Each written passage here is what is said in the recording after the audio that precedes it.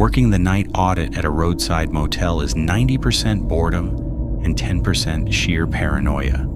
You're completely alone from 11 p.m. to 7 a.m., and your only company is the hum of the vending machine in the hallway.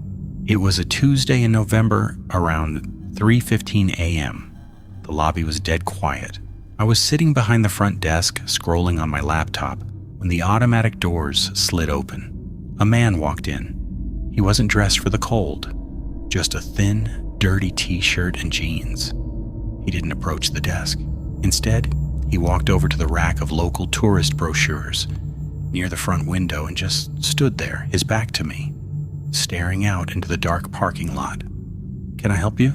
I asked. My voice sounded way too loud in the empty room. He didn't answer. He didn't even flinch. He just kept staring out the glass. I figured he was just some guy waiting for a ride or sobering up. I looked back down at my screen. A minute later, I glanced back up. He had moved. He was no longer by the brochure rack. He was standing about 10 feet closer to the desk, completely silent. His back was still to me, his head tilted slightly downward. My heart started to beat a little faster.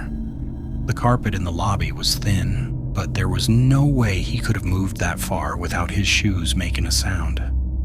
"Hey," I said, standing up and stepping closer to the phone on the desk. "If you aren't checking in, you have to leave." Again, nothing. I looked down to dial the non-emergency police number. It took maybe 3 seconds. When I looked up, the breath left my lungs. He was standing directly in front of the counter. I hadn't heard a single footstep. He slowly raised his head and looked at me. His eyes were bloodshot, and he had this wide, completely unnatural smile stretched across his face. He slowly placed one hand flat on the laminate counter. "I need the key to room 404, he whispered. His voice sounded like it hadn't been used in weeks. My blood ran cold. The motel only had 3 floors. The room number stopped at 320. "There is no room 404, I managed to say, my hand hovering over the phone. His smile got wider, exposing his teeth. "I know," he whispered. He slowly turned around and walked out the automatic doors, disappearing into the dark parking lot. I locked the doors immediately and sat in the back office until the sun came up.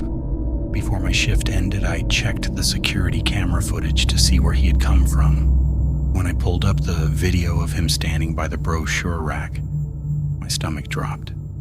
He hadn't been staring out into the parking lot. The angle of the camera showed his face perfectly in the reflection of the glass. The entire time he was standing there, he had been watching my reflection.